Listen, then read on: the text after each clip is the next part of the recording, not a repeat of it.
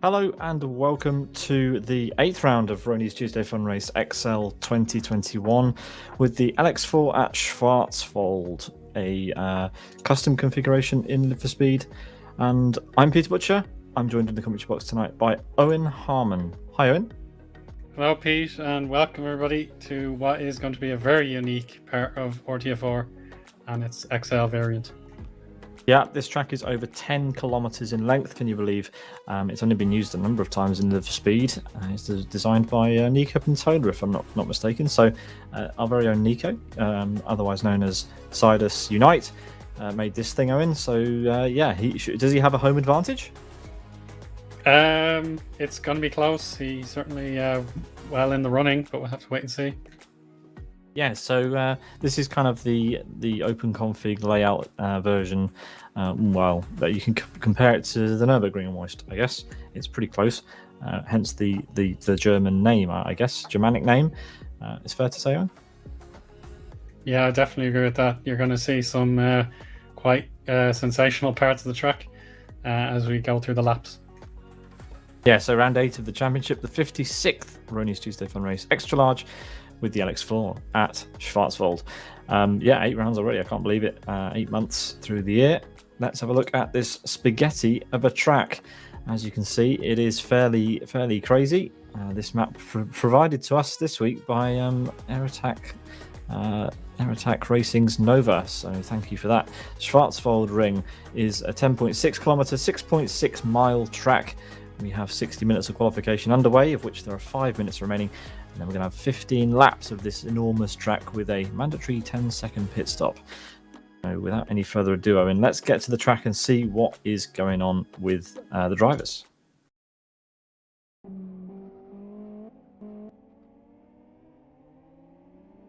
There indeed they are. Sidus have that 1-2 advantage. Lorenzo breaking the sequence there in P3, and Ricciardo 4th, and Rony very impressive up in 5th place there, but there's a huge deficit from the podium or the 1-2 down. Even though it's such a long lap, it will feel like an eternity for some of these drivers.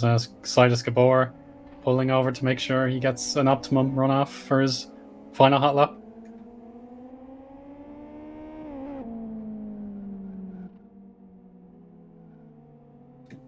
Waiting and waiting for his right moment.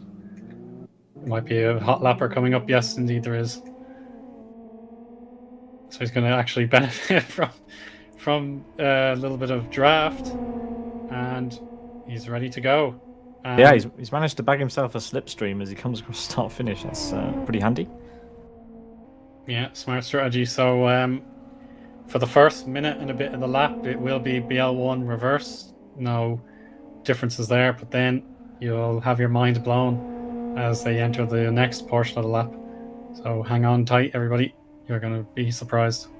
Yep, hold on to your hats. This is a fun layout, especially if you like a driver's car. And 21 cars have set a lap so far, so we've got a decent turnout for a rather interesting round, it has to be said.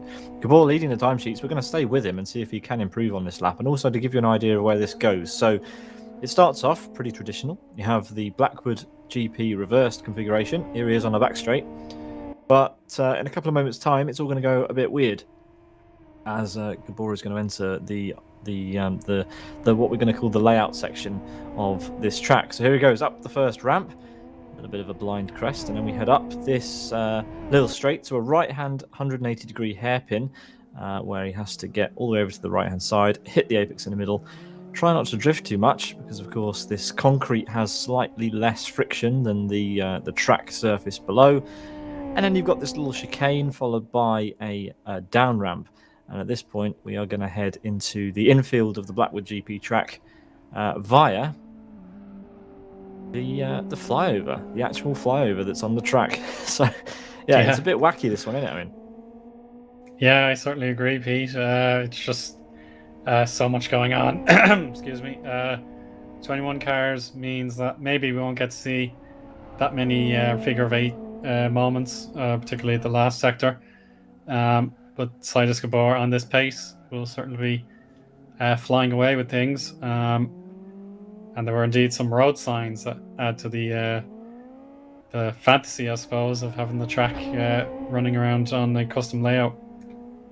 Yeah, I just want to say as well that this getting this broadcast working with this track, getting all the cameras and things sorted. Chris has had a heck of a time. Quite a technical challenge this week for our cameraman Chris, getting all this working. So fair play to him. And yeah, well, we hope you enjoy the angles that we've got, because he's worked damn hard for them. So as Gabor heads into the car park now, the industrial estate area of the track. We'll see what he's likely to get. He's only got a few corners left of the lap, but Still plenty of work to do. The session clock is going to reach 1 minute to go, so everybody should well be into a hot lap at this stage, or else you may as well just not bother a hot lap and actually do some race configuration. So another chicane to deal with. Yeah, with a 5-minute 10 lap time, I mean, you've got to be well into the final sector if you've got any hope of finishing a lap. Yeah, and no need for Gabor to give way there, Court. The yield sign, as I call them, not applicable here. That's one of the narrowest corners, I have to say, that could prove to be a threat. And now into the penultimate sector here, 3 minute 22.9 is his time for that run so far.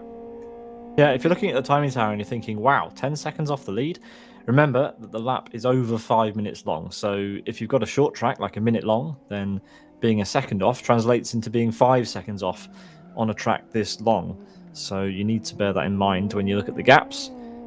It is a very, very long track, this, and the clock's hit 0, so Gabor is going to be one of the final cars to set a lap. We will have quite a long wait, actually, Owen, after the flag drops, until all of the drivers who are on laps have actually crossed the start-finish line.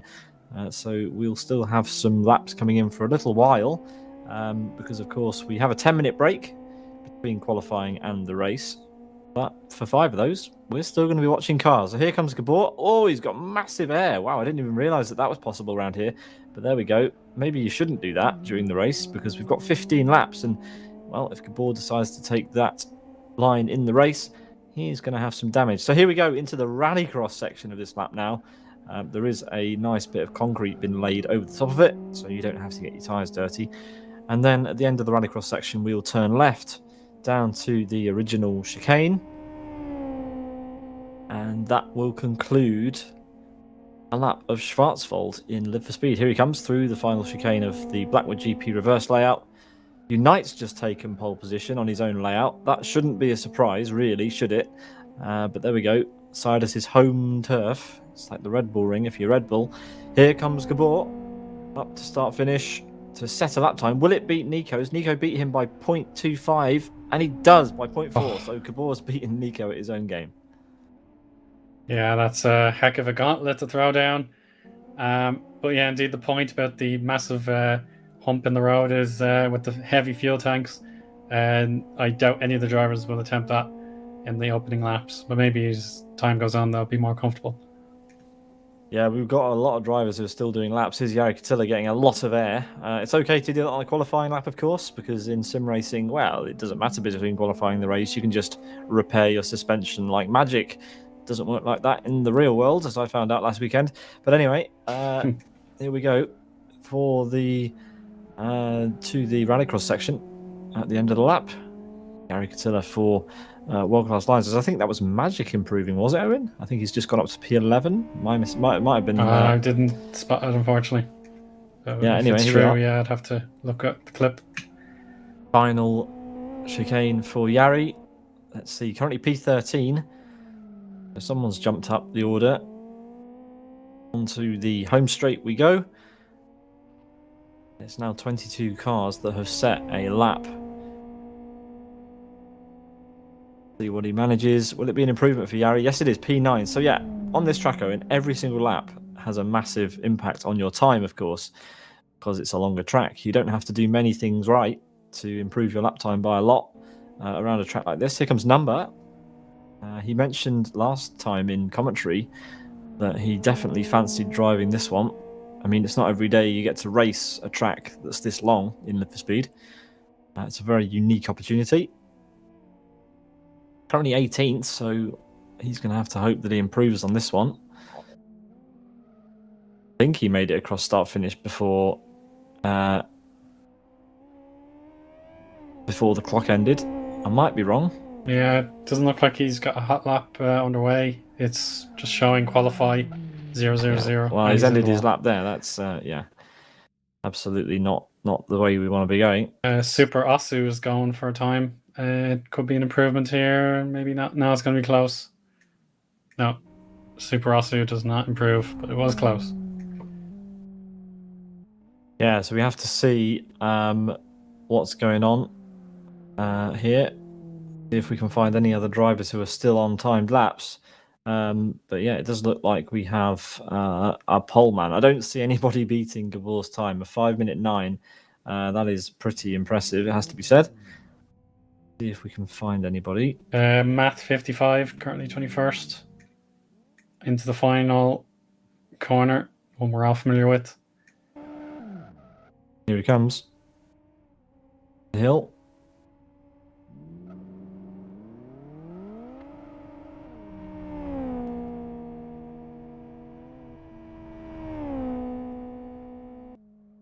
Yeah, so Matt 55 gains 1 position into 20th. And without further ado, that should mark the end of qualifying. So let's summarize what we've seen in the last couple of minutes.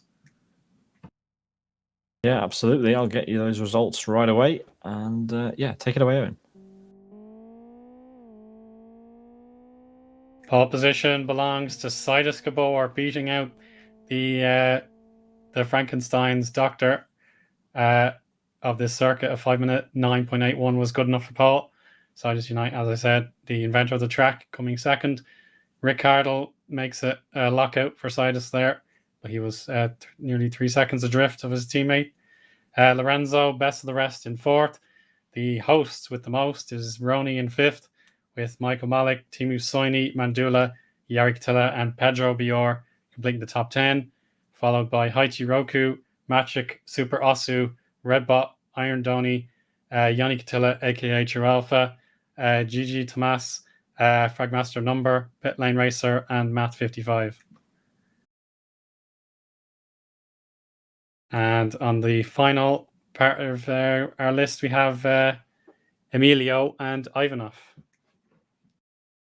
Yep, 5 minutes 52 for Ivanov. That's quite a distance off the pole time, 43 seconds. So if he takes the grid, hopefully he won't get lapped, because he possibly could with being that far adrift, even on a 5-minute lap.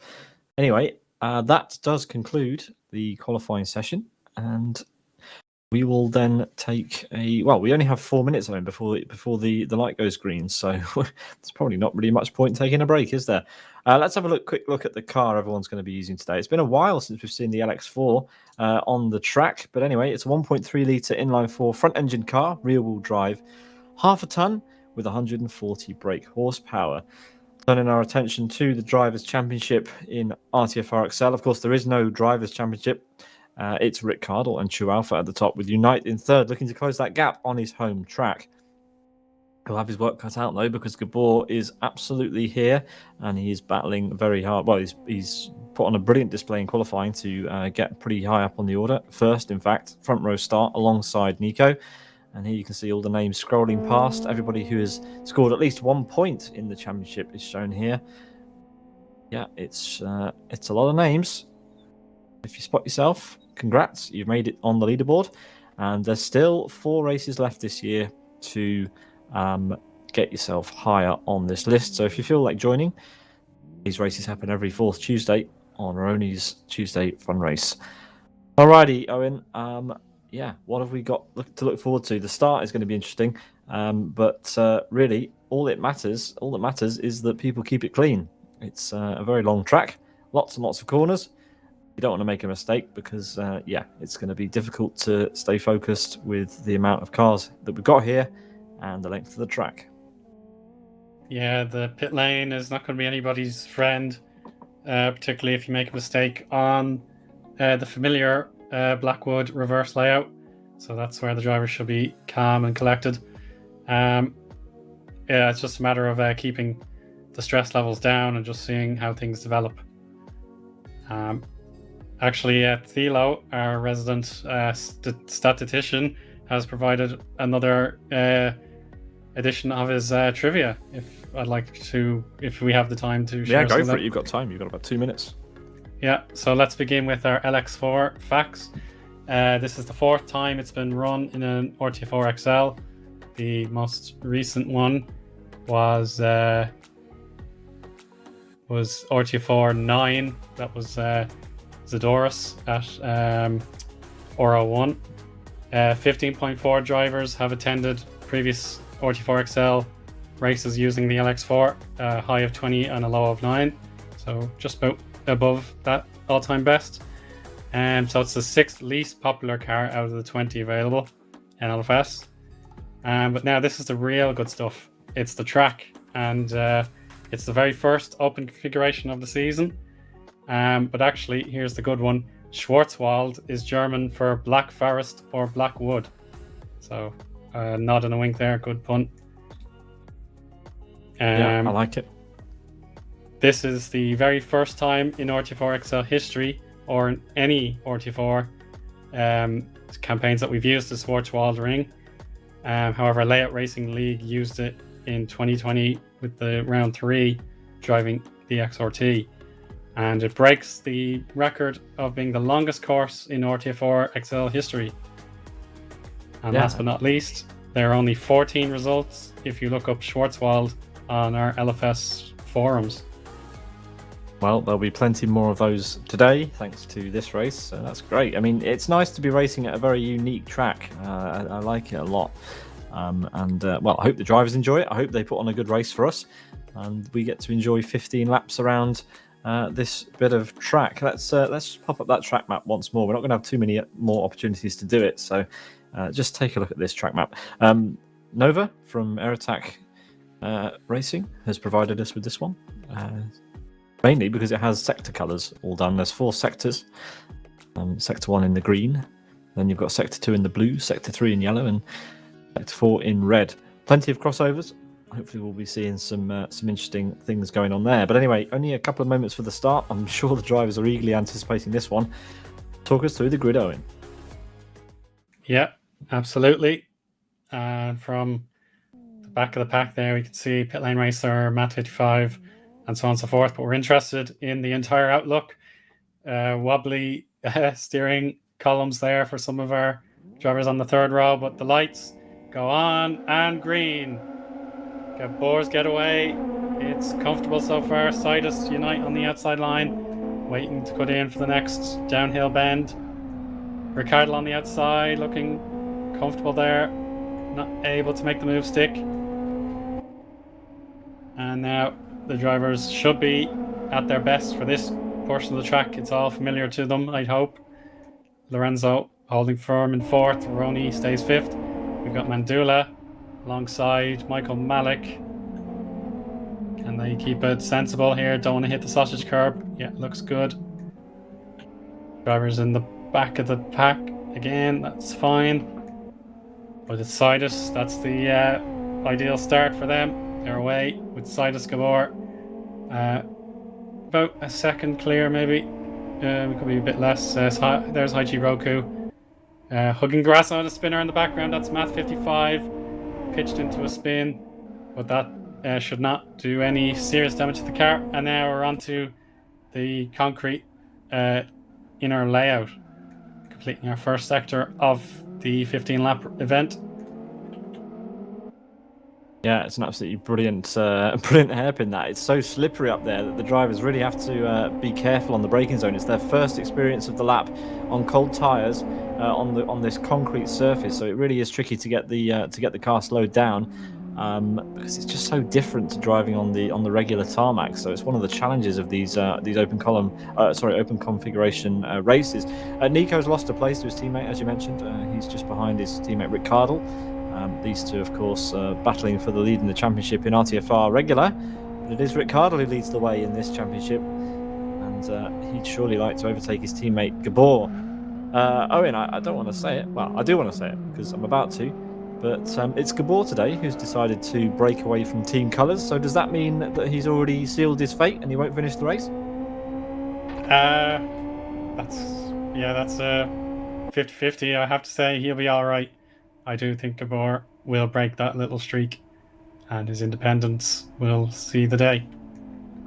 Yeah, I do like his liveries, running the green, white, and blue of his country on the wing mirrors, and a little bit of a flare on the bonnet and the rear. But look at him; he's so well together on this track. He's doing a great job. But Rick has he has Nico Pantola for company, absolutely.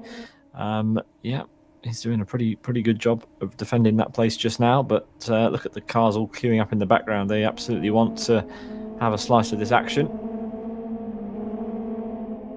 Yeah, Mandula just in the background shot there. He has gained a position on his teammate Rony, and he's into 5th. And we're now looking at another race green car in Magic. That's a very congested sequence of cars there. You don't want to be. Oh my goodness!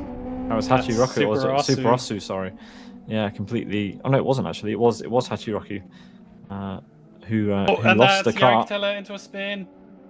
That's cost Yari positions actually. That's gone horribly wrong. So the leaderboards aren't going to do us much help here. They won't update until the cars cross the sector line. So we have to be razor sharp with our eagle eyes. So yeah, it's Lorenzo Mandula alongside. So we're going to stick with the Sidus cards for the moment. They're holding together. Yeah, this is where they have a decision to make, isn't it, Pete? Yeah, absolutely. I mean, to be fair, it's currently a podium lockout, but Lorenzo isn't going to hang around. He's going to close up to these guys if they keep battling. You'll see Lorenzo in the top of shot there. He's got his own problems. He's got Mandula with him. But there we go. Yeah, there go the two liveried Sidus cars into the kind of car park section here as they head underneath this... underneath the flyover into the car park section again. Now watch out for the jump. What will each driver do? Yeah, the ball's gone for it. Oh, they've ignored my logic with the fuel tanks. They're okay.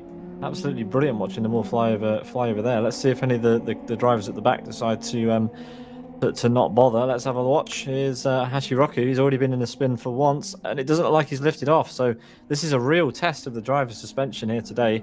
We've got to do that 15 times, Owen. Yeah, that's really, really treacherous altogether. Redbot is lagging. Could be the end of his involvement. No sign of him returning to the circuit. So that's the first DNF of the day. Yeah, I mean... We absolutely have pit stops in this race, but how many pit stops are we going to have? And will drivers actually take damage repair in the pit stops if their suspension's looking like it might fail towards the end? We have had a few casualties already in this race. We're down to 20 drivers. As we return to look at this lead battle. Oh no, that's a spinner. It's Hachiroku on the final straight. Yeah, and he's rejoined in front of another car. That's really... You don't like to see that. Just lack of awareness. Yeah, and that's giving me flashbacks to my weekend as well. There we go. Oh, goodness. So, Gabor is leading the way at the front. No such trouble for him. He may come against a lapped car because we've already got Emilio, who is 41 seconds off the lead. And it's only a lap gone. So I can't believe how close Unite and Rick are. This is two titans of Live for Speed going wheel to wheel. And it looks like Unite's going to have a run. We're on board with Unite. He sizes up his teammate. He's on the inside, importantly, for the hairpin. He takes a glance over to the left. I love that about LFS. See the driver's head moving in the car. They're side by side. Absolutely fantastic wheel to wheel stuff here. Breaking down into the hairpin. Unite clearly has the corner, but Rick had the wider line, which means he can carry more mid-corner momentum. But Unite's covered that off nicely. Importantly, Gabor has a bit of a gap now. Oh, clipping the wall is Rick. He hit one of the outside walls, and in fact, his teammate is a bit sad from. Thankfully, stayed pointing in the right direction, but that could have been very frightening.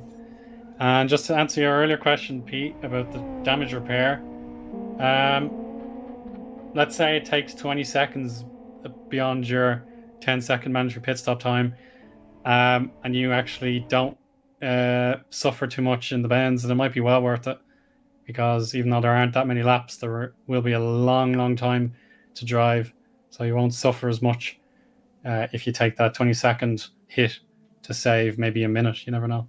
Yeah, exactly. If you get a suspension failure right at the beginning of the lap, or rather, the jump is quite close to the end of the lap. If it happens there, you do have maybe a corner or two to decide whether you're going to pit or finish the lap or stuff like that. So yeah, it's the jump is in the right place, But again, we're running on concrete where anything can happen. You can damage it in weird and wonderful ways in LFS. So it might happen at some point on the other laps, on the rest of the laps. So yeah, you're right, Eoin. Maybe it's worth pushing and then just taking a damage repair, because even if Mandula, for example, if he pits now, he would come out in right the way down in P15, 16 by the time everybody's made their stop. So yeah, we'll have to wait and see what people do. We are following Mandula from the blimp cam, which is probably the best way to watch this race, I'd say, Eoin. Best seat in the house is right above the sky. Here he goes through this little forest section. There's normally a rally stage underneath this bit of concrete, but yeah, it's no such thing today. Yeah, it has been concreted over, I suppose. Now back onto the ground cam. The industrial estate has its own square hairpin. But yeah, Mandula comfortable enough here. 2 seconds clear of Michael, or 1.5. So he just needs to stay composed and wait and see what happens in front of him. Yeah. I'm going to make a terrible pun here, Eoin, but I think you've just invented square pins. Okay, well, I'll take credit for that, I suppose, but yeah. Yeah, square pin, that is a good one. Well, you heard it here first, folks. Blackwood car park full of square pins. Anyway, here's Michael Malik, P5 at the moment, catching up to Mandula. Bit wide, actually, giving Lorenzo a bit of a sniff as we lose another car from this race. Yeah, that's Emilio. He was already at the back of the pack. So, yeah, it's a shame if you're last and you don't see any improvements in your future. But yeah, I do like to see drivers going as far as they can until it's really time to call it quits. But yeah, we'll have to root for the remaining drivers, see how they get on. We're watching Lorenzo take the jump. Massive airtime, and you can just hear the rear suspension crunching down. Lorenzo choosing to take a line in the middle of the road so that when he landed he didn't hit the wall. Michael took a very different line to that, and I think Lorenzo is probably better off for it. So as I mentioned, the jump is somewhat towards the end of the lap. I mean, I don't know if you can get a look at the drivers at the front, have a look at their suspension for me to tell me, with two jumps gone, how are they looking? Well, it's the left rear that's getting the brunt of it, I think. The vertical bar that indicates suspension, that has about 5%, maybe 7% of damage, so that could get worse and worse as we head into the first third of the race. But those guys have a similar setup, and they should all be equally strong, I think. Yeah, we'll have to keep an eye. I am definitely going to say that Unite is catching Gabor at a rate at the moment. So either Gabor's made a mistake or Unite's been on an absolute howler. Unite's dropped Rick. The gap is over 2.5 seconds now back to his teammate, but it is game Pete, on. we've got a roller. It could be Pit Lane Racer. It is, yeah. Pit Lane Racer made a pit stop very early on in the race, but that is definitely game over. Yeah, so no safety cars or recovery for him. He's got to retire that car. Yeah, there's no chance of seeing where his strategy would have put him. That's desperately unlucky. Yeah, here comes Gabor into the hairpin. Let's see what the gap is actually as they hit the next sector time. It is currently around about a second. Rick has somewhat closed up again. It doesn't appear that way on our timing tower. But I think he might have just closed up the gap a bit again. But let's see. They head over this flyover into the infield of the circuit. Here we go on board again with Unite. He heads down onto the bridge into this infield section, which we hope at some point will be tarmacked and drivable in the speed, so we don't have to have this concrete on the infield. But anyway, that's the way we have to do it for now. Up over the fence and back onto terra firma. Now we have a series of hairpins coming up. It is a fantastic track, this. I don't want to know how long it took Nico to make this. I'm guessing many hours just to plan where the route's going to go, Eoin. and then having to actually build the thing and test it out and make sure that it flows well. It is a great track to drive. If you haven't given it a go, you should. You can get it on the LFS forum, I think. Drive it offline for yourself. Yeah, maybe one day, but I still need to master some of the 4 kilometer, 5 kilometer tracks. 11 is a lot. Yeah, 10.6 kilometers of Schwarzwald currently being mastered by the 3 Sidus drivers at the front, who have a 14 second collective gap over Mandula almost. Malik sitting in 5th, 3 seconds back from Mandula. So it is beginning to spread out, but this is purely because of the varying amounts of experience that these drivers will have around this track.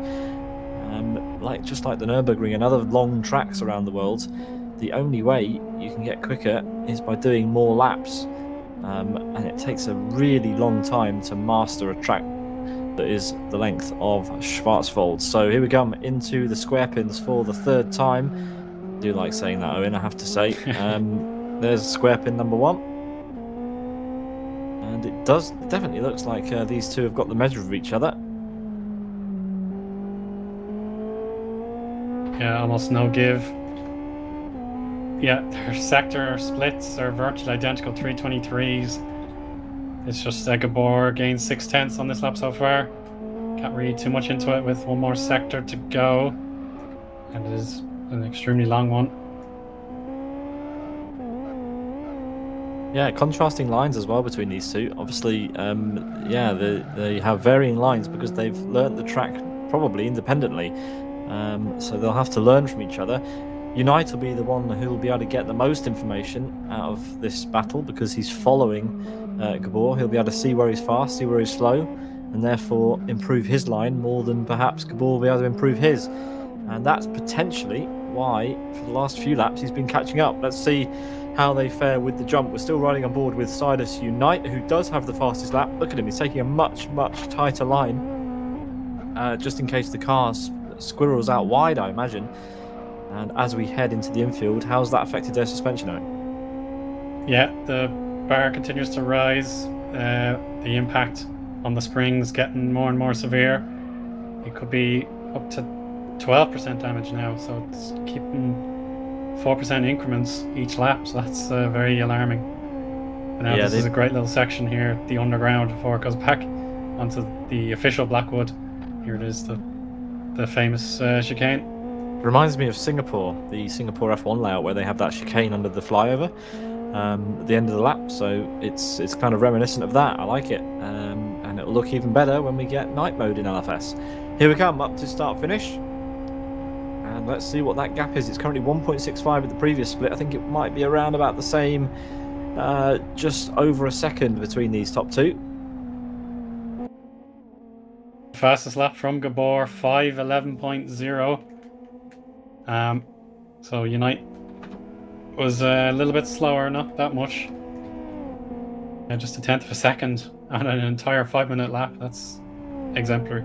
Yeah, I was about to say they're trading tenths. They literally are trading tenths. It's a 1/10 of a second over a 5-minute lap. That's mega. Fantastic stuff by these two. Yeah. Look at the gap now, back to Mandula. This just shows you that how quickly the gaps go up on a longer track, of course. Mentioned it in qualifying. If you've got a shorter track, the gaps tend to be smaller, but over the same number of laps. So for a regular lap, we'd probably be on about lap 12 or 13 by now, Eoin. So you can see how that translates. And of course, because it's a longer track, it is more difficult to master. There's more to remember, which makes it altogether more difficult. That's precisely it. Yeah. I'd like to quickly point out Rony. I know I can see Tomas coming into the pits. Rony's left rear suspension, that's about 60% damage. That's not going to last much longer. Right, so yeah, Rony, if he carries on like this, will almost certainly need to go to the pit lane. It was Rony you were talking about, right? Yeah, that is Rony, P7. The rest of his car is okay, it's just that left rear, I'm really worried about that. Yeah, I mean, that looks like it's had more than just damage from the jump. It looks like he's been into the wall somewhere. Yeah, that is a messy rear left. Yeah, we also saw Maciek take to the pit lane in this lap, so he might be the driver to keep an eye on to see if pitting early is the right strategy. Yeah, we haven't seen any of our leaders take to the pits yet. I'm sure we will at some point. If not, they will get a penalty. Magic trying to get the rear of that car under control as he exits the first hairpin.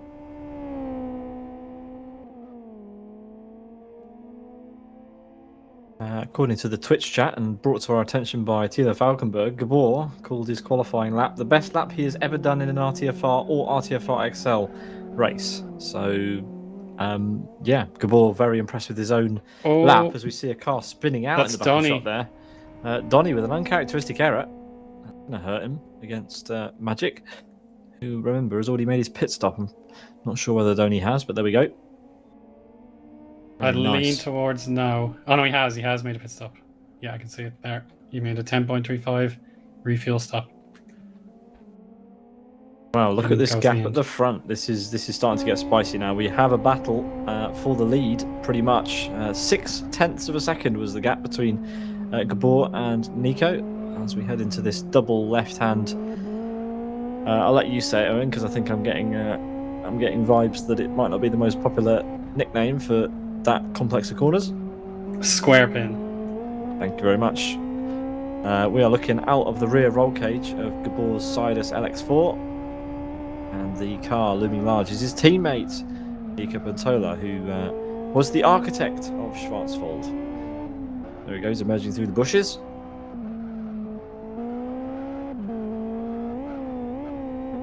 And you've got to imagine that there are going to be beads of sweat starting to form on Gabor's forehead now. After that stunning gap that he had in qualifying, Nico Pantola is showing him who's boss around here with the more consistent lap times at this point in the race.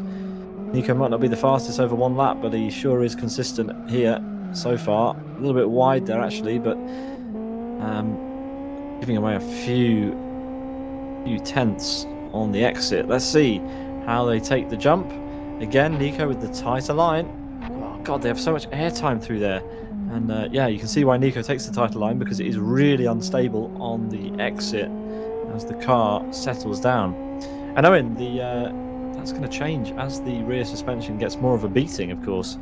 As the suspension degrades throughout the race, the landing is going to become a lot more unstable. Absolutely. It's just a matter if the halfway point is the sensible time to pit, or if these drivers can keep the tyre levels. We haven't been talking about the tyre consistency and tyre preservation, but as of now these guys have it under control, so maybe pitting too soon would be a mistake. But yeah, they have to balance damage with their regular pit strategy. So 20 minutes and 54 seconds have elapsed of this race, and it is now lap 5.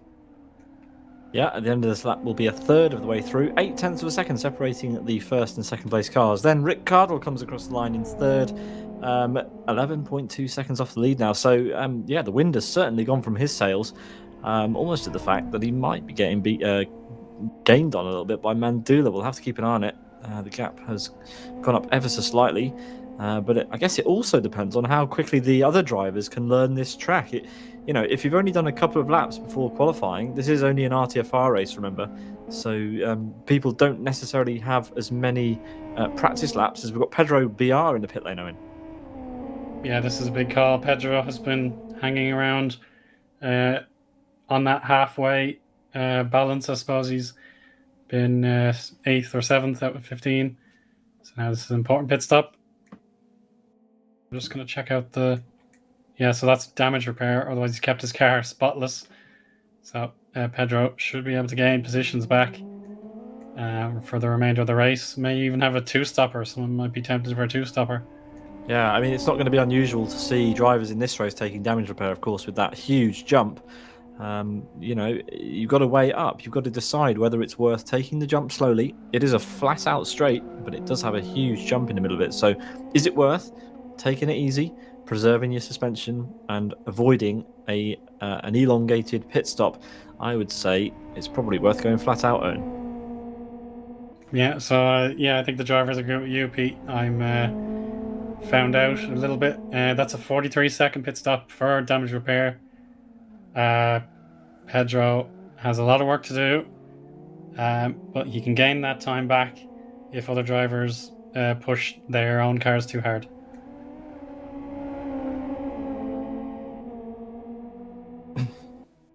Yeah, here they come into the car park section. We've seen this car park used a lot recently on the Sim Broadcasts channel, namely in Layout Racing League. They use this car park a lot for their layouts. I mean, you can see why. It's a huge open space with a few shipping containers littered about.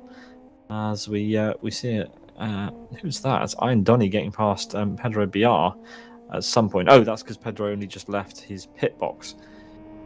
So there we go. Pedro rejoins in P14. A pretty long pit stop that. He must have had a heck of a lot of damage. Yeah, it was indeed a lot of damage repair. I didn't look at his car before he entered his box. That would have given me a clue, but it was definitely severe. Yeah, so he decided to take everything that he could possibly get from his service crew. Damages for the body and a refuel as well. Well, yeah, except tires, yeah. Whoops, that's one thing I shouldn't have said. It's okay. Easy enough to forget when you've done that much damage repair. But there we go. Here's Rony. You said earlier that this car was the one you were most worried about with the rear end. Has it got any worse? A little bit, yeah. I think Rony has avoided the worst of the worst of what could happen to him. So it's just the increments damage he's picking up rather than hitting walls or other drivers. But yeah, his pit stop has got to be coming soon, or else that suspension will collapse. Well, I hope he's keeping an eye on it. I'm sure he will be around a track like this. It's not something you can just ignore. So yeah, Rony from 7th place will be coming in for his pit stop. Probably he'll have to try and make it as close to the halfway mark as possible, or else he's going to have to take the last 5 or so laps of this race extremely carefully over that massive jump at the end of the lap. Speaking of the massive jump, I think it's time for Gabor to take us on a little bit of a flight. Let's ride on board. Here he goes. Talk us through it, Eoin. Yeah, so there are actually distance boards separating the drivers from the jump, but they have no desire to read them as Gabor takes another leap as he tries to gain back his fastest lap honor. Damage continues to grow slightly, but maybe as the fuel loads decrease, it does lessen the blow. And now into the final series of bends that we all know and either loathe or love. Here we go. And that should complete lap 5. It will do, certainly. We will be a third of the way through this race around Schwarzwald, the second time that I've witnessed a race around here. The last time was in TBOs, or I think it was the XRT during Layout Racing League a couple of seasons ago. Here he comes across the line. Gabor retakes the fastest lap of the race. These two are absolutely on it.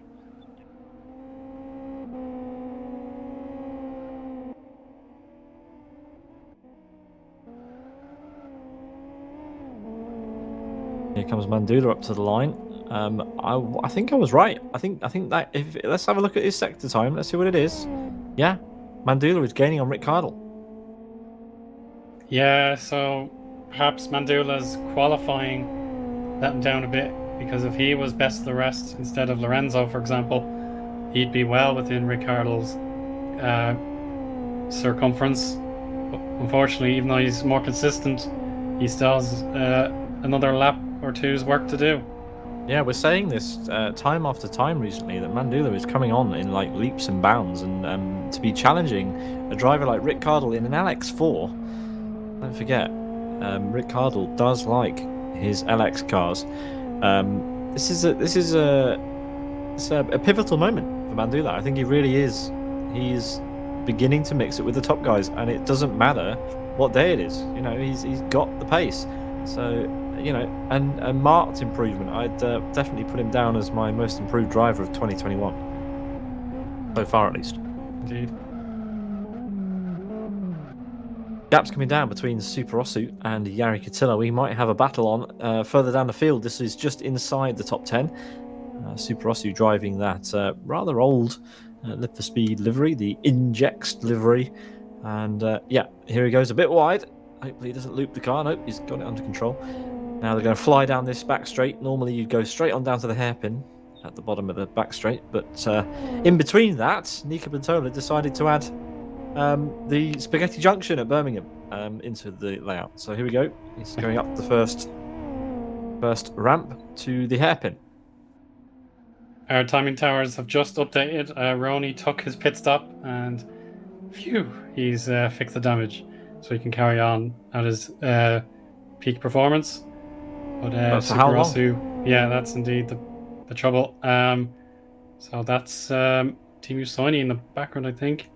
Is he closing in? Yeah, he is close. So there we are. 4 drivers all within camera shot. So we'll have to keep an eye out for Timu and Rony to see if they can catch up on these battlers. Yeah, Rony's got a repaired rear left there, you can see, so he definitely took damage repair. And he rejoins behind Team Eoin in 10th. Number's not having a great race, is he? He's down in 11th. Didn't qualify particularly well, but you know, he's just sat there in the background, and let's see how many places he can make towards the end of this race. I have to say, I do expect to see Rony back in the pit lane, unless he picked up that damage through something else other than a big lunge over the jump. Yeah, I do think it was a first lap hijinks. Oh, Number has joined the spectators. That's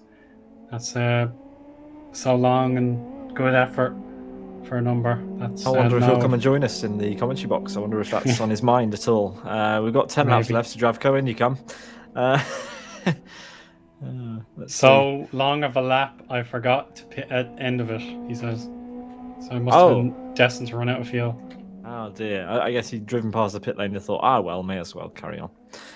And just have a bit of fun. Anyway, yeah, Unite is now over 2 seconds behind Gabor, so it's a bit of an ebbing and flowing at the front. You know, we expect to see this happening in regular races, but of course, because of the longer lap, the gaps go up and down a lot more dramatically between sectors than we would otherwise normally see.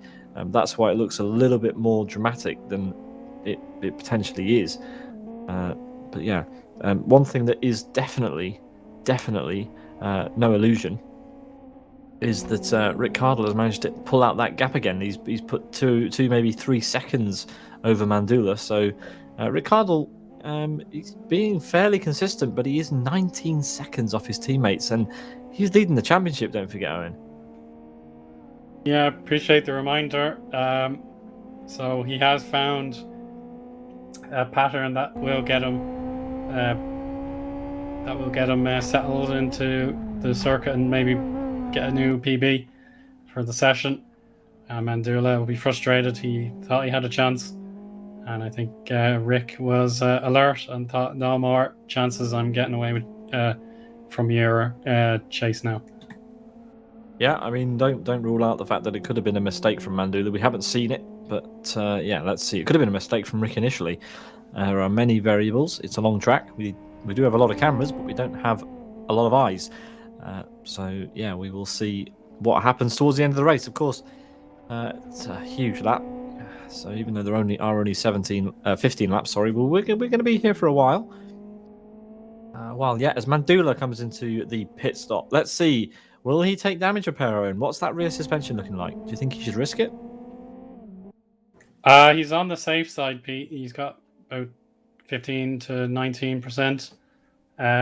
So he might not have to do damage repair. And in fact, he won't. He'll just do his 10-second mandatory.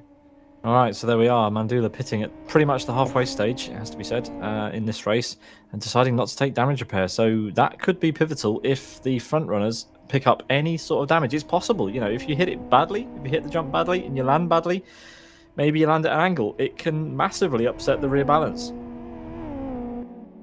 Michael's in the pits too.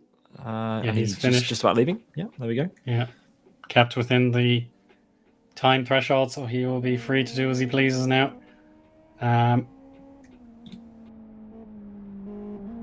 Seems like the halfway stage is the time to go in the pit lane. Team Eoin for World Class Lions.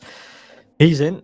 Where's he going to stop? Somewhere just towards the end. Yeah, there he goes. Oh, yep, just about. Team stops in the box. Of course, the drivers have to make a minimum of a 10-second pit stop in this race, otherwise they get a time penalty afterwards. No work for Soini, so he's comfortable that his suspension will survive the race. That means Lorenzo has made the jump on Mandula for now, but it will depend on when Lorenzo decides to box. Yeah, and Michael beat Yari Catella out of the pits, so he's doing extremely well. But it's still the battle between Yari and Super Osu that will keep us interested in the mid-pack.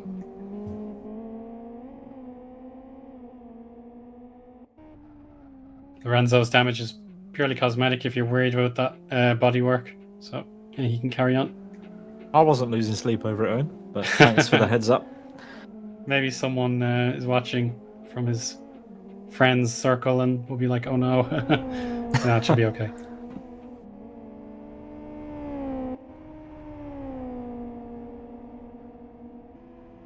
Yeah, so Team Soini would have been... Yeah, he would have been competing with Rony. Okay, yeah, so the Magic owns the 10th place at the minute. Team would have been battling with Rony not too long ago. But so far, Rony's doing quite well in comparison after pit stop. Yeah, he pitted pretty early with all that damage that he had.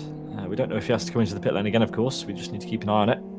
But there we go. The race green driver of Magic is now fighting with the gentleman driver of Team Soini. To this, like the field is spread out absolutely enormously now. But two cars that have been together since the beginning of the race, two Sidus teammates of Gabor and Unite, and it doesn't look like that's going to change towards the end of the race either. A second and a half separates them. They're both trading lap times, trading fastest lap times. Last time round, it was Unite who took the fastest lap of the race. And as the fuel drains out and the tyres warm up, yeah, they're getting quicker and quicker. Let's see how this suspension fares when they go over this jump, because this is the important milestone. This is halfway. So if it doesn't survive, or if it goes over halfway on their little indicator that they have in the cockpit, then they will have to change their strategy and consider taking some damage repair, which of course would drop them way down the order. Yeah, it's the game of chess, which piece is worth sacrificing for the overall victory. There's a massive leap. A lot of airtime. Yeah, that'd be fit for Rally Finland. Yeah. It's the left side more so for Sidus, whereas Unite seems to be doing equal distribution of his load onto his rear suspension. Surprised one of them doesn't rename themselves to Eddie the Eagle. Yeah.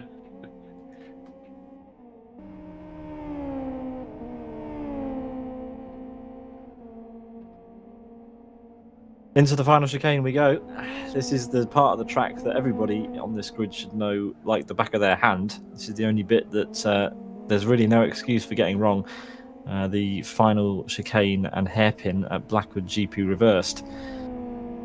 Let's see what this gap is, this all-important gap. They've gone halfway through the race, and looks like the gap has come down again, so yeah. Yeah, another 600ths of a second, one way or the other. That is absolutely stunning. Pillars in the wall, we've heard, and that means that Michael Malek, that's Super Osu has taken that place. You'll get official confirmation of that at the next sector time, wherever that is, around here, as they both go over that jump. It is hilarious, that jump. Rick, we believe. Has Rick made a pit stop? That's interesting. No, I didn't see him pit. The gap's gone up enormously. 31 seconds now.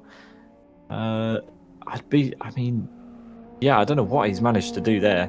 He does have some front-end damage on that car. Yeah, Lorenzo pits. That's a new development. Yeah, well, I mean, if Rick Cardle pits and has to do anything, decent in the pit lane, he could be under threat from Lorenzo. Yeah, Rick's last lap time was a 5 minute 21. All right, he's had an That's issue. extremely bad. Unless he did pit on that lap, we will get confirmation. We might just be getting a little bit overexcited about the prospect of there not being three-sided cars on the podium today. Actually, we've got Lorenzo and Michael Malik there meeting after Lorenzo took a pit stop. So this is a prime opportunity for Michael.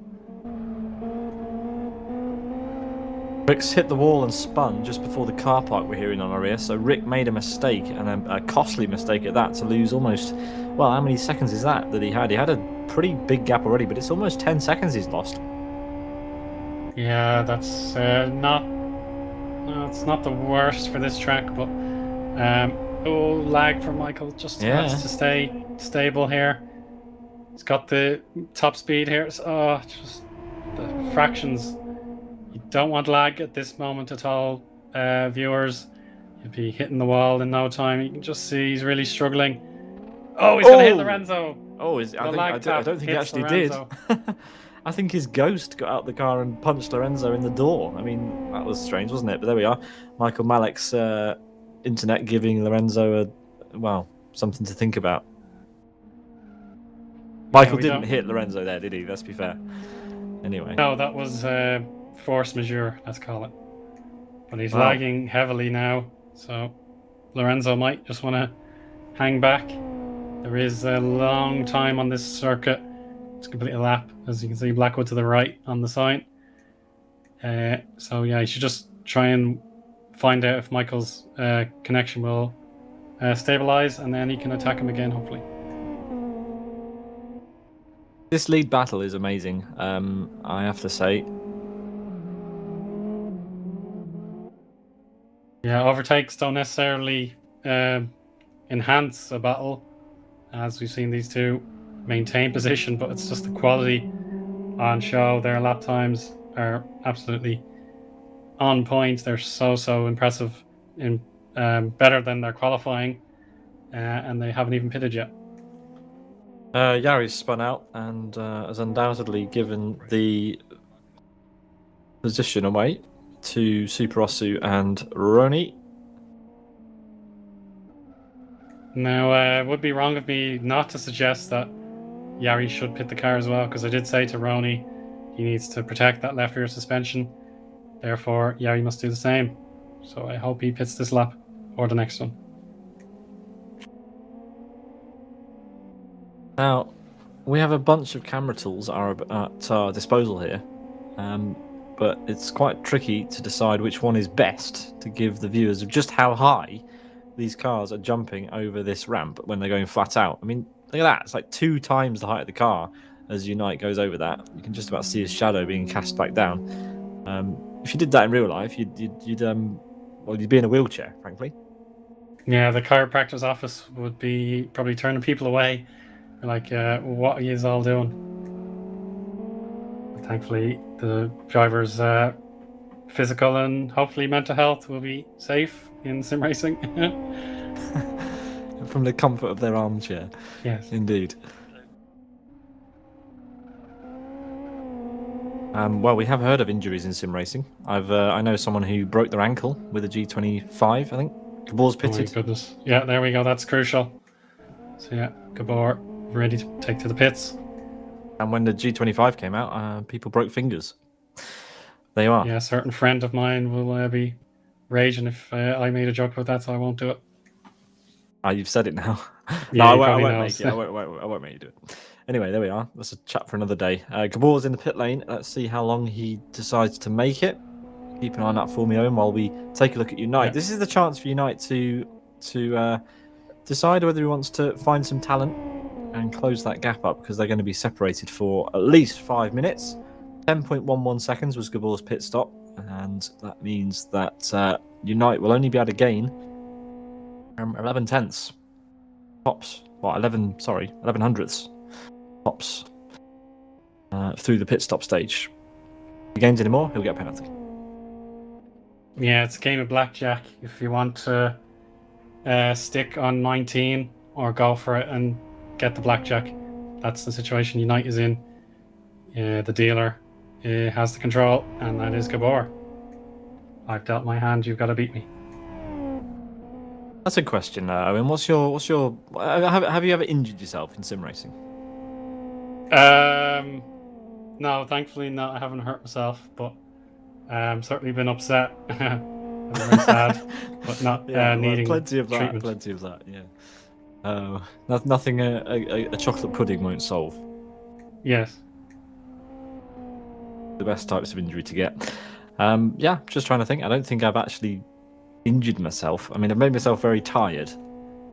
And I've definitely damaged my my dignity on one or two occasions, but no physical injuries that I can remember. Well, here's to that. Good news.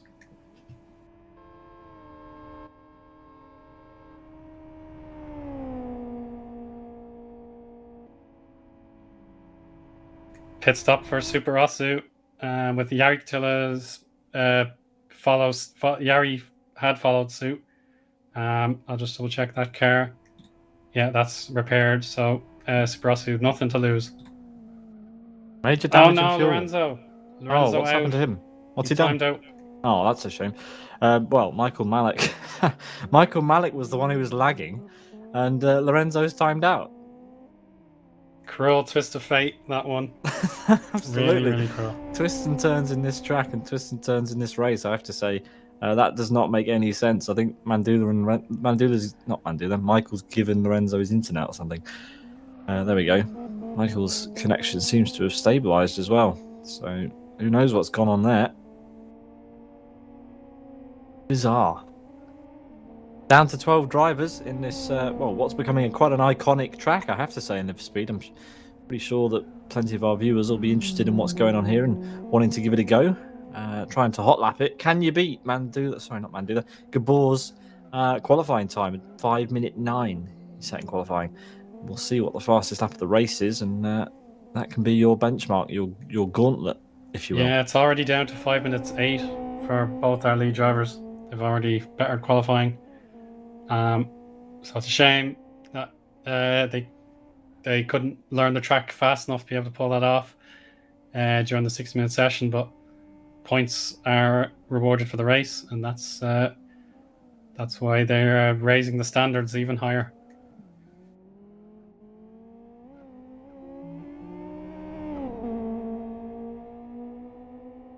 So Mandula's pitted, Owen. It takes how long to go through the pit lane? More than 20 seconds, right? I'm right in saying that. It's more than 20 seconds, definitely, to get through the pit lane. Yeah, it's a long entry, a long exit. You've got to stop for 10 seconds. So with 6 or 7 laps to go, Rick Cardle is in danger of losing that place.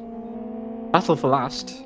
We just missed it, but Yari's managed to get past Super Osu. Super Osu had an issue just coming out of the hairpin. Yeah, he repaired his car as well as Yari. So his last 2 minutes are the stuff of frustration.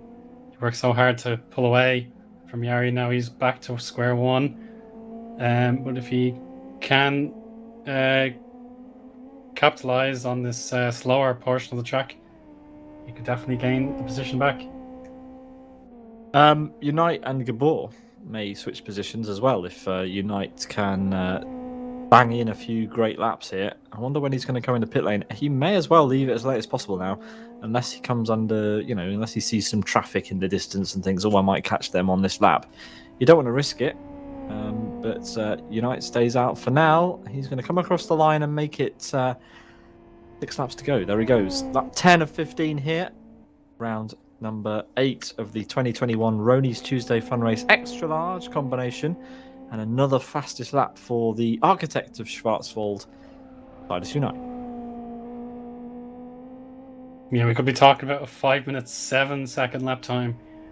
Just the clock could be the barrier to that success rather than driver skill, as Unite really need to think about a pit stop in order to maintain that obedience to the rules. I'm just going to put it out there. I mean, if they leveled off that big jump, I would go for. I'm just going to drop the word 24-hour. Anyway, here we go. Back to the battle at the back. It's Super Osu versus Yari Katilla for World Class Lions. Super Osu getting a bit of a wiggle on over those curbs out of the square pin that we have now called that corner, and we lose a car. Who was that? That's Iron Donny. Iron Donny's gone. He's had enough. I think he's had a crash. Chris in our ears telling us that he's had a bit of a spin or a crash in the wall because his little arrow on the track map was going for a jolly Owen. Yeah, that's a surefire indicator something went wrong in there. There's the inside line. Great opportunity and opportunism for Super Osu. He doesn't want the wooden spoon, does he? No. Oh! Maybe he does. You could see what Yari was thinking. The inside line was wide open for one of the hairpins. And same issue here now. It's a very sharp wall on the inside. You don't want to touch that. But yeah. That was Super Osu taking the opportunity when it was presented. And Yari's counterattack wasn't going to pay off, and he's understeered badly there. So thankfully these two won't be side by side for the jump. You'd have to yield with like 3 or 4 feet in the air. Yeah, in all seriousness, if that jump didn't exist, this would be the perfect track for a 24. In the speed, it would be good fun, I think. Certainly a challenge to get it done. Keep your car alive. Maybe leave the jump in. Who knows? Anyway, into the final sector of the lap, we're watching Yari Katilla, who is in a fight with Super Osu. This is the closest battle on the track just now. It's not the closest battle on aggregate. The gap at the front's gone back up to 23.5 seconds, which probably is enough for Gabor to clear Nico when he gets out the pits again. Nico needs to bang in a lap. Super Osu's roll. Oh my goodness me. What did I say before? I said, what's the part of the track that everyone should know like the back of their hand? Yeah, BL1 reverse. The actual BL1 reverse. So Super Osu's managed to navigate Schwarzwald for 9 laps, and he's rolled it at the chicane. Okay, there we are. Unlucky. Down to 10 drivers. Yeah, so it was internet faults that cost a lot of drivers their chance, I have to say. But yeah, the endurance of the XL has made more drivers crash out on their own power. So yeah, that's the stress.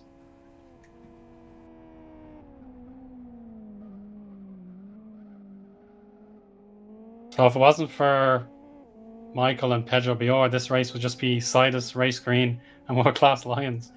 So it's just a team affair now. The teammates have to keep each other motivated to make it to the finish. Yeah, this isn't deliberate. This is completely accidental. What's happened here? It seems like the MRC, WTL, Race Green and Sidus teams are all that are left. But yes, we have some interesting things going on, even though this race is quite drawn out. We reckon, well, I reckon, I don't know if you agree with me, Eoin, but I reckon Mandula has a pretty good opportunity to get past Rick when Rick pits. And likewise, the battle between Unite and Gabor could be very, very close on the final lap. We will have to wait and see. Wouldn't that be good? I mean, we've got 5 to go after Unite navigates this jump. And the final sector, there he goes. Wow, the rear of this car really compresses over that jump. Remarkable that his setup can even take that lap after lap. There we go. Yeah, I did back Gabor. He took an individual touch for his paint scheme, and that usually goes wrong for Sidus guys, but I decided he's going to change the fortunes there. But it really is going to be a battle of wits now. Let's go for an onboard lap. If anything happens, shout at me, Eoin, but let's go for an onboard lap as Nico has decided he's going to go in the pit lane just as I wanted a lap from him. So yeah, that's scuppered that. So Nico decides to pit on lap 10 of 15 here, and let's see where he rejoins. This is where the magic is in racing around long tracks. Where will Gabor be once Nico's done with the pits? That was a very nice pit entry, I have to say. Final corner for Gabor. It's looking good, isn't it? Yeah, this should be Gabor's chance. It really has to be now. Nico's repaired damage. Was that deliberate or not? I don't know what his suspension was like before, but that is going to cost him, and that is going to mean that Gabor will be easily ahead as Nico exits the pit lane, and yeah, Nico's still stationary. So it's not a good day to be a Nico fan. Or is it? Because Gabor may pick up some damage towards the end of the race, which will make it difficult for him to finish. But anyway, there we go. Let's see where Nico comes out. He comes out into second. 25.3 second pit stop for Nico. Ouch. Yeah, so he must have left his damage repair setting as on. He didn't want it to be. In fact, he definitely didn't need to. He had about 50% damage, and that's okay. He would have made it to the end on that, so he's got to put in the laps of his life now. And I think he knows it's just that one mistake. Can't change your mind. In LFS, once it's set up, you have to go by your settings as soon as you enter the box. So that's possibly ended the race now. Yeah, well, there's still a battle on for the podium, don't forget. Rick Cardle has managed to eke out that gap by about 1.5, 2 seconds since he made his big error. Will it be enough? 24 seconds, the gap between Mandula and Rick. Come on, Mandula, push, push. We don't want to see a Sidus podium, do we? Not another one, surely. Yeah, eventually there will be a point where, yeah, the what's the idiom? I can't think of it. It's like same old or something. Kind of gets boring. Well, it'd be nice to shake it up a bit. Let's see what Mandula can do for the host race green. Not driving a very green skin. It's more of a skin you'd see Redbot using, actually. There we go. Up the hill he goes towards the first hairpin. And let's see what this gap ends up being like when Rick Cardle decides to serve his pit stop. Will Rick Cardle decide to repair damage? Probably not, you'd think. His suspension looks absolutely A-OK, or as good as it can be when you've got a 10-foot jump at the end of the lap.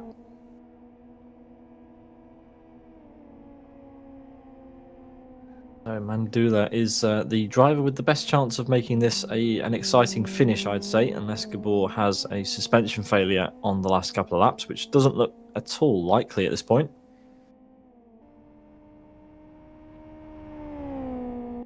But yeah, look at the gap there between the first and second place drivers. 13 seconds now, thanks to that, what you've got to call an error, actually, from Nico. And if you work it out, Eoin, he only needed to stop for 10 seconds. Would he have been ahead? Yeah, it's just if we're driving ghost cars and interaction between the drivers was negated, then yeah, Unite would have been ahead. But maybe Gabor could have closed the gap and maybe distracted Unite on his outlap. So that's the factor I would consider, but you never know. Tilo Falkenberg has just messaged us in our Discord server, and he said that Sidus is like the Swiss women in cross-country cycling at the Tokyo Olympics, on all steps of the podium. Or Jamaican female sprinters, either. They were 1, 2, 3, I believe, or nearly 1, 2, 3. Thompson Herrera, one of the stars of the Olympics, has to be said. She was great. Well, they're not on all 3 steps of the podium just yet. They are as it stands, but we're not done yet. Mandula has he's still got a couple of laps to try and close that gap. It is going up still, 25.0 seconds. Hopefully he can bring it down, because I'd love to see a battle to the end with Rick Cardle for sure.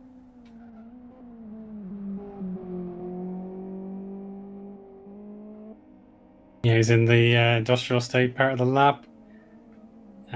Michael Malik in 5th, quite a long way behind. Yeah, he's 15 seconds, one of the other about 15 seconds behind. Oh, clip of the curb. Yeah, so he's just arrived at the exact same point that I was talking for Mandula with. So yeah, that's a lot of work to do with a handful of laps left. Yeah, 22 seconds the gap. I wonder if that gap's going to come down. It's we've still got around 20 minutes of this race left, remember, by the time the drivers get round.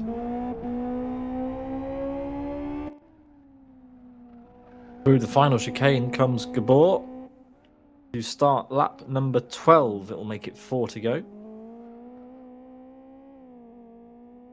And as we head into the dying stages of this race. He has an enormous lead over Unite. Unite somewhat. Well, I don't know. We have to wait and see. How does Gabor's rear suspension look like, Owen? Well, it looks like he's up to 70% damage on the left rear spring. Wow, I mean that could be That's costly. not good. Nah, that could definitely be costly. This race is not over, folks. With 70-ish%. Get a ruler out, Owen. Get that measured. Let's get an accurate reading. Oh, there we go. He's gone. Maths were never my strong point, I'm afraid. Oh man. Yeah, I don't know. It's close. Ricardo pits. Okay, he's in the pit lane. Let's see. So this is crucial. Mandula will be rounding the final corner somewhere. There he goes. And I think he's going to be out ahead, is he? Ricardo's just pulled off. It's going to be close. Yeah, it's down to Mandula's breaking into the final, or the first corner. Gabor says suspension will fail if he pushes. So here we go. That's remarkable. Just about a second separating these two after about an hour's racing at this stage. Well, this is going to be close. He might have a move on the back straight here. He might have a move on the back straight. Yeah. Here's a story for you, Owen. I used to be when core sim racing used to be in Live for Speed. A few of the core sim racing drivers used to play other games with some of the community, and one of the popular favourites was one of these tank games where you had to like park on hills and shoot your tank at an angle. And the core sim racing guys used to use protractors to beat us. It's not even a lie. So there we go. You've got a ruler handy. I'm familiar with the core, like the almost synonymous tank battle game. I know that one. So that would, that would be down to your math skills, definitely getting the penetration of the armor, I suppose. It's simulation. Chris in our ear he's had a ruler out, Owen. It's 67% as it stands. Well, that's not too bad. It wasn't that far. That's a good guess. That's a good guess. Thanks, Chris. Anyway, Gabor is entering the industrial estate section, and he said in chat that if he keeps pushing like this, his suspension will fail. Well, according to Chris's logic and the number of laps left, Gabor, you're safe just. But yeah, it could go either way. Let's see. Will he start to take it easy over this jump? The gap's coming down anyway. It's 11.9 seconds to Unite now. This is a lot of fun to commentate on, Owen. Yeah, it's definitely got the feel of the endurance racing, because we've got drivers who decided to add the element of damage repair to their strategy, whether they wanted to or not, and that livens things up when the laps wind down compared to just regular fuel and tire strategies. So I was saying earlier in the broadcast, is it worth taking a 15 or 20 second quote-unquote penalty for those repairs if it means you can lap fast enough compared to your rival? And that's what we're going to learn for sure. Gabor, if he loses 4 seconds a lap, he's curtain. It is curtains. He will not win the race. Unite can't live up to potential either. And here's Mandula. Yeah, go ahead, Pete. So close. I mean, yeah, I'm just saying that this is Rick Cardle, ladies and gents. Rick Cardle is he's leading the way in the championship, and Mandula is right there with him. You know, Rick Cardle shows his quality week in, week out. Mandula can have bright sparks. Trouble for Rick there. He had a wiggle before the industrial estate. Yep. He's had a good race as Mandula here, and this could be podium territory if he can get past the sidest driver of Rick Cardle. Would be a good one for us for sure, I think. Taking up the podium a bit, giving Rick something to think about. And he's not going away, is he? He's definitely wanting that position. Good for him. Yeah, and we salute these two drivers for going at it with a lot of work already done.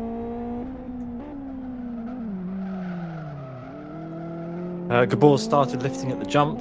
Chris has now measured it to be 71%. Yeah, I was watching Gabor, in fairness. I was tuned in to see what he was doing, so I can be the second source to our liaison. He was indeed lifting to make sure he didn't damage the suspension even more. Well, let's see if either of these two lift at the jump. 11.1 seconds, the gap at the last split time. There you could see brake lights on Rick's car. I don't think Mandula lifted. You can hear Mandula's clutch note going up as well, actually, at the end of the jump. So is Mandula's car in better shape than Rick's? Let's see. Rick is certainly under pressure now from Mandula. This is excellent stuff. I'm calling it. I want a 24-hour here. Let's do it. Let's make this happen. Well, yeah, the Pete Butcher Invitational, folks. You heard it here first. Oh, clutch note on Mandula's car is not a fun sound to hear, is it? Yeah, the input we need to put into the driver's suspension means we haven't been paying attention to the clutch, or at least I haven't. So I don't think it's possible to have a healthy clutch around this track. Everyone has it in the red, but probably the not fatal red anyway. If you want to get an idea of what sort of man Chris, our cameraman and all-round god is, then he's. I would sum him up as saying he is the one person on the Sim Broadcasters team who, if you asked me who would measure the suspension bar to work out the percentage, I would have said Chris. There you go. Yeah, dedication to the craft. Absolutely. Lap 13 of 15 here.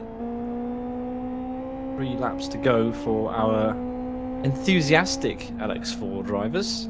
A bit wide there for Rick, and Mandula will have a run. Rick is currently lifting for the jump at the end of the lap, folks. It doesn't look like Mandula is. So Rick clearly worried that his rear suspension won't hold up to guarantee Sidus a triple podium. But that could all change as well, because will Gabor go into the pit lane again to ensure that he finishes the race? Gabor's lifting and coasting just the whole time, or is he lifting and coasting just at the jump? We'll have to look and have a look. Is he fuel limited, or is he just preserving it over certain places? Has he messed up his fuel as well, Owen? I don't know about the fuel. That's not something I can predict, unfortunately. But I just think Gabor, by electing to carry on, yeah, that's trouble. That's a bit off the multicolor barrier. That was the left rear as well. Yeah, that's the nightmare. Well, that car has seen better days for sure. 8.8 seconds the gap, so he's lost 3 seconds nearly. And if he keeps going like that, with 2.5 laps to go, Nico's going to be right with him again. This is actually going to be a brilliant finish to this race. Schwarzwald, what a track. I mean, I remember it being good in the XRTs, but this is something else. This is brilliant. Yeah, it's chess. The wildness of the LX4, I would think it's a tricky car to bring to heed, and these drivers that are still going have obviously proven it's doable. But the top 4 split into a 1v1 sort of pair to determine who gets the win, who gets the podium. Mandula's really close now, actually. I've just spotted Rick is having 1 or 2 mishaps this lap. Nothing too troublesome, but at this corner particularly, you want to make sure you're well off the grass. And it looks like Rick has done so. And Mandula's chance, it's coming, I think. He has 1 chance, and is he going to take it? Oh, this is it. This is it. The curb. He's hit the curb. That's a mistake on a part of the track where you just wouldn't expect it from Rick. He's not there. He's given that place up, and he's going to be lifting and coasting over the jump. So fair play to Mandula. If he can keep this spot, as he runs a bit wide there, it won't hurt him necessarily. Oh, he's had to keep it on the grass though to avoid it wobbling about. But Mandula for race green up to P3, passing Rick Cardle, the championship leader. That is amazing. Great job. Let's see if he can hold it. Rick will not like that at all. Gabor, I watched him take the jump again, and this time he was, yeah, he 76% damage now, viewers. He was far less tentative. He went for it this time, so he knows his teammate is going to turn the race. Ricardo on the inside, Pete. Oh, he's getting desperate. I just want to say, like, Gabor only just went over that jump, and Chris was straight in our ear with the number. So, quick maths. Here comes Rick. He's let's see what he does. This is just, we need to compare Mandula to Rick. He was flat out. He went for it. He lifted a little bit before the landing, which is fair enough. You want your wheels. You don't want your wheels to be spinning too quickly when you hit the ground. That can cause trouble. But there we go. Mandula, what a drive so far. See if he can make it to the end.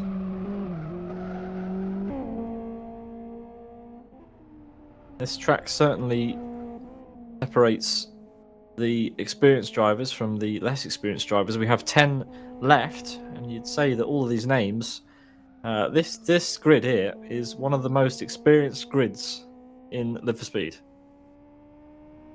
Yeah, take your pick. Whether you've seen them in other series, or if, like Rony, you're familiar through his own work here in RTFR. They're all remarkably stable names throughout, or stalwarts. Stalwart's a good word, throughout the LFS community, and they're proving their class here. Yeah, 1.5 laps to go, 6.7 seconds the gap. So if Gabor thinks that he can go flat out for 2 laps, then yeah, he could still theoretically win this, but Nico has halved the gap in as many laps. So let's see what happens. Mandula has already given us the move of the race, I have to say. He wasn't on pace at all at the beginning to Rick, but Rick's come into trouble. His setup wasn't as good as potentially he hoped it would be. And that's just let Mandula claw away. Mandula has just been really consistent and job done, basically.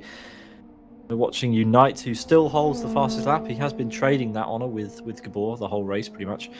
But he still holds on to it just at the moment as he goes very sideways into that hairpin. Love that. And they're going to head into the car park section, or the industrial estate section once again. Yeah, Unite really has to gain in this sector of the track. It will favour his healthier car more, whereas Gabor would have been happier on the familiar Blackwood configuration. Yeah, the gap is staying at 6 seconds, so if Gabor can hang on, then he will have the favour in his hands here. He will be able to win if he can maintain that gap, I think. But if it had been another 3-second cut, it could be nearly a photo finish. Yeah, absolutely. We're going to ride on board with Nico for a bit, because yeah, after such a long race through such a difficult combo, 2 varying strategies, 2 varying approaches to this race, yeah, it does look like Gabor may have done just enough, just risked enough and conserved just enough to stay ahead in this race. But yeah, it shows that this is a track that well, multiple different strategies can work, and if you look after your machinery, it can work in your favour too. Gabor has touched the grass before he just crossed that in that grass section. We see with Unite right now. That gap's come sector down. 3 becomes sector 4. That gap's come down. Like I'm calling it now. This is going to go down to the wire. Well, a lot closer. Let's see how Gabor takes this jump. Of course, he's got a few hairpins to go before we'll see him in the air. We're going to stay on board with Nico. There's Gabor just ahead, just going around the hairpin. He's driving a really nice line here. We're going to see just ahead of us now the car of Gabor just going around the hairpin. What's he done there?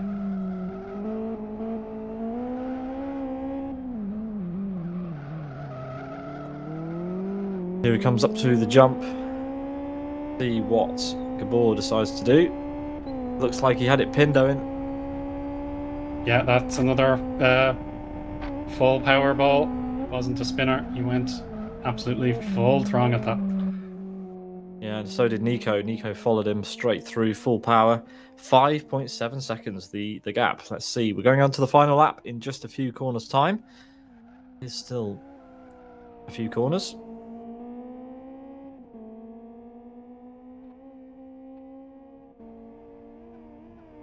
Yep, here comes our leader, Silas Gabor, through the chicane and closely followed by Nico Pantola. He will be as he heads through the chicane too.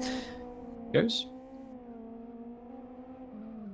And up to the hairpin to start the final lap. 15 off 15. Coming right up. Mandula, he's not only got past Rick Cardle, he's increased the gap. The gap's gone up considerably. There's Rick. 2.5 seconds almost. Great stuff. Yeah, Gabor with one of his better lap times in this stint. He was in the 5-minute 11s when I was watching him the last 2 laps or so. Now he's done a 5-minute 10. That has definitely informed Unite that the win is not going to come easy. Yeah, interestingly, he was lifting on the straights. Whether that was to type messages to other people remains to be seen, or whether maybe he was having to conserve fuel. We'll have to find out. But anyway, yeah, it does look like the opportunity for Nico has come and gone. 5 seconds the gap. That is Gabor's got to get something seriously wrong on the lap to give away that much time. But never say never. We've seen these drivers make mistakes in the past. So there we go.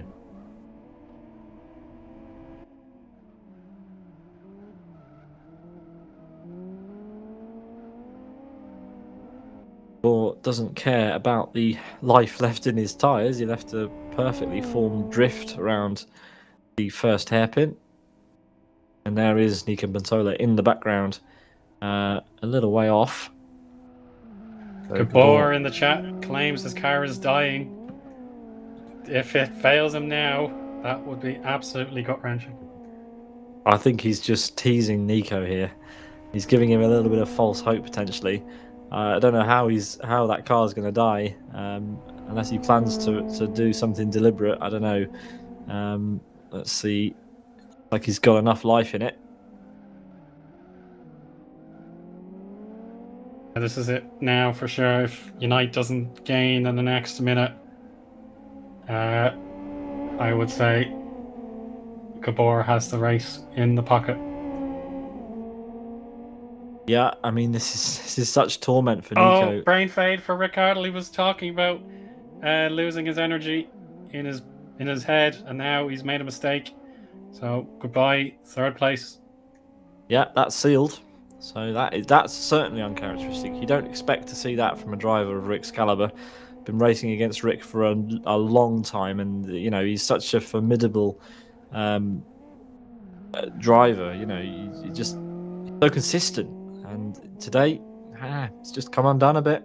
I'm telling you, let's do an endurance around here. It'll separate the men from the boys.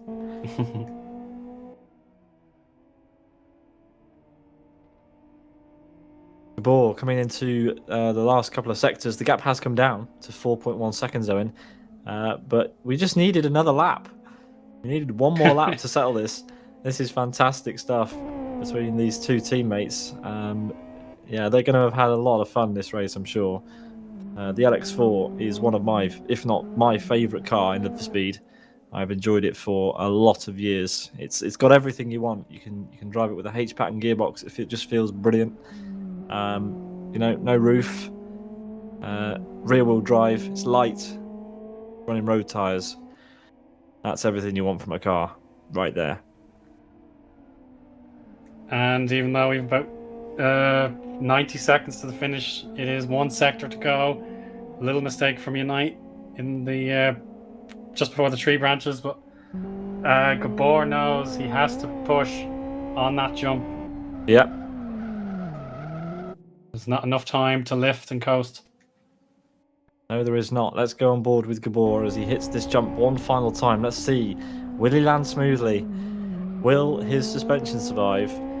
We think he's got just about enough life in those springs and the shock to survive the couple of corners that it will be to the end of the lap. A little bit of a drift. Let's see. Will he keep it pinned or will he take it safe? He's going to keep it pinned, isn't he? Yes, he Oh, is. 100%. Oh, you just see it twitching a lot more on the brakes, but he's kept it all together, and it's a smooth landing. 3.2 seconds between the top two in this race. This is going down in my book as one of the best sort of duels that we've seen on the channel. I have enjoyed this immensely. Such different strategies around a track that has so much, there's so much that goes on, so much that can go wrong, so much that can go right. And Gabor has nailed this race. 82% shock damage, says Chris in our ear. So Gabor's judged this one to perfection as he flourishes through the final corner. That's a nice drift to finish the race. And there is Unite just coming around the corner in the background. It won't be the triple podium for Sidus this week, but it will be Gabor who will take another win to his record. First place for Sidus and Gabor. Nika Pantola, fair play, 2.5 seconds behind. He finishes and clouts the barrier at the end of the race for good measure. But yeah, wow, what a race between these two, Eoin. Oh, you better believe it, everybody. That was remarkable stuff. Gabor says thanks for the win. Nico, unfortunately, was beaten by the pit strategy by enabling his damage repair. Gabor should probably have the mobile podium brought to him. I think he's worked so hard for it today. Yeah, where is Victory Lane? Do they have to drive through it? I hope it's somewhere close. I have to say, I think it's in the pit lane, is it not? Anyway, we'll have a look. Here comes our third place driver. Fair play. That is a great effort. He managed to get past Rick Cardle on track, on merit, before Rick binned it into the hairpin. Mandula, 59 seconds behind the leaders. That just shows you the pace of the winners over this 1 hour and 18-minute race. But yes, Mandula, I have to say that's an excellent performance to overthrow Rick. Don't take away from the leaders' performances. They were in a league of their own today, and Rick will have to do a little bit of searching for what he's found it. There it is. So bring his teammate onto his pedestal. Yeah, I think Gabor currently is intent on driving rings around Unite. Come on, Gabor, you've already driven rings around everyone else this race. You can drive to the podium. Ricardo finishes 4th. Rony finishes in 5th after having to stop for damage repairs. Michael Malik finishes in P6 for Master Race Car. Good drive from him. We're waiting for 2 more cars. There's Pedro Biar out there somewhere. And Magic for Race Green. Sorry, waiting for 4 more cars. Yeah, at least we can give each driver their kudos for making the 1 hours 20 plus time. There we are. That's magic. Yeah, we've got a driver just coming into the final sector of the lap. Actually, the final corner. Here we go. P8 will go to Timu, I think. Timu Soini, yeah, for World Class Lines. There's a drive from him. Solid as ever. A little bit of a party going on at turn 1. Always nice to see. So yeah, it'll be Yari Katilla and Pedro Biar scrapping it out for the final corner, for the final position. It will be Pedro Biar who will come across the line to finish in P9. Yari is not that far behind, but it's such a long lap here. I mean, it's a bit of a wait, isn't it, for all of the drivers to come around? There we go. Yeah. The ball's found his way onto Victory Lane. Get a nice top-down shot of him parked there. Yeah, very, very well deserved. He drove a pretty great race to keep Nico at bay. Nico was pushing flat out through those final laps. There we go. Yari Katilla, our final driver across the line. Eoin, would you do us the honours and talk us through the results of that race? Yeah, let's do it. And we have our 10 drivers on the left column that claimed the finishing time. It's Gabor, Unite, and Mandula completing the podium today. A very, very hard-earned one. So full credit out to them. Rick Hartle, best of the rest in P4. Rony has put in a fine shift here. He had a troublesome first lap and made it through to fifth. Michael Malik into P6. That was a handy drive for him. We saw some flashes of brilliance from him, just not quite able to break into the top five. Magic, similar story there in seventh. Timu Soini kept his car very clean and tidy, finishing in eighth. Pedro Bior has come in ninth, and Yergtila, the final classified finisher, in 10th. And the less fortunate drivers are as follows: Iron Donny, Lorenzo, Gigi Tomas, Fragmaster Number, Ivanov, Pit Lane Racer, Haichi Roku, Redbot, Math 55, and Super Osu. They are not classified, but they were 11th to 20th. And Emilio couldn't make a very long distance, unfortunately. His time was brief, but we thank him for finishing or taking part as well. Yes, thank you very much, Owen. That concludes round number 8 of Rony's Tuesday Fun Race Extra Large for 2020, the LX4 at the formidable Schwarzwald. I very much enjoyed that, Owen. I hope you did too. And I hope to see the return of Schwarzwald very soon. I wonder what's going to happen with that. Not promising anything, but it would be fun to see an endurance race around here, not going to lie. There we go. That's another one of the Rony's Tuesday Fun Races over with. Thank you for watching, everybody, on Twitch or YouTube, wherever you're watching from. If you're watching this after the event, then we hope you enjoyed it. From one of us here. Have a very good evening, and we'll see you on the next one. Good night. Bye-bye.